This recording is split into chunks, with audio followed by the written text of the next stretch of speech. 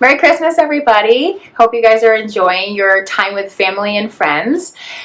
So I was asked to help with a virtual Hope for the Holidays, and I was really excited to be able to share some of the experiences that God has brought myself and my family through.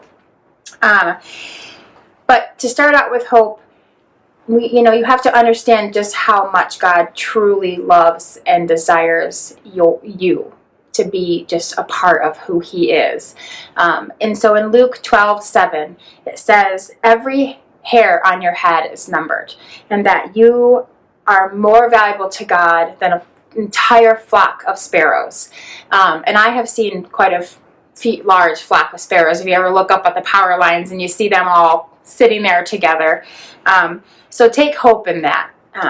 Also, it says in Psalms 119, verse 114, it says, you are my hiding place and my shield.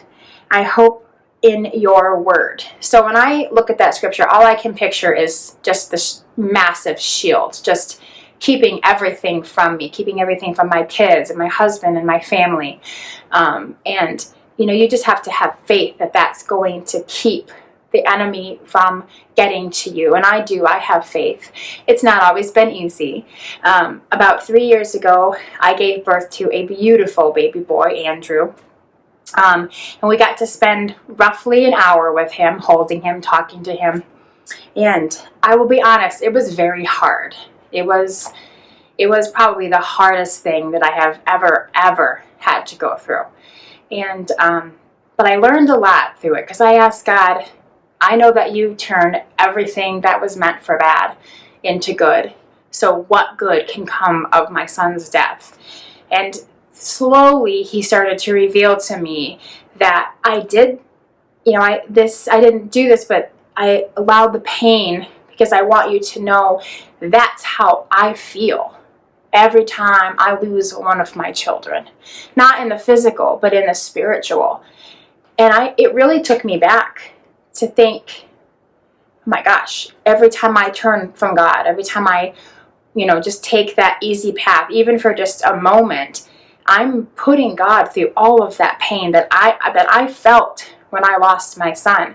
And I couldn't imagine going through that again. I don't know if I could go through something like that again. And to imagine that God goes through that with us all the time, and the billions of people on this planet. I mean, it says God weeps.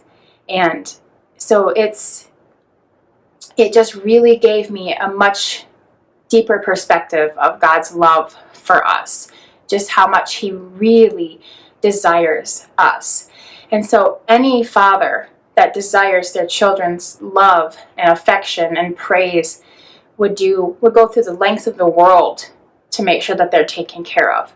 So when things get hard, whether it be COVID or financial issues or just daily life stress that gets in the way, always remember that there is a Father that is willing to do just about anything to comfort and to love and to just wrap His arms around you, and that He wants to do anything to keep from losing you. And that's the biggest thing I can say. When I took all that pain and it turned it into joy, knowing that I will one day see Him again. And God knows that we will one day spend eternity in heaven with Him. So just keep that in mind. And when it gets tough, just get on your knees, seek His face. And, it says that He's, my hiding place, back to the Psalm. Sometimes you just have to hide with God. Just get away, close a door, even if it's just sitting on your bedroom floor, hiding from the kids, to get a few minutes with God and just say, Daddy God, I just need some time with you. I need to feel that embrace. Life is hard. 2020 has been rough, and I just need that reassurance that your arms are around me and that you love me, because He will, without a doubt, make sure that you know that you are loved and that everyone in your family is loved. So I hope that this message brought you hope for the holidays, and we look forward to seeing everybody on Christmas Eve. God bless and Merry Christmas.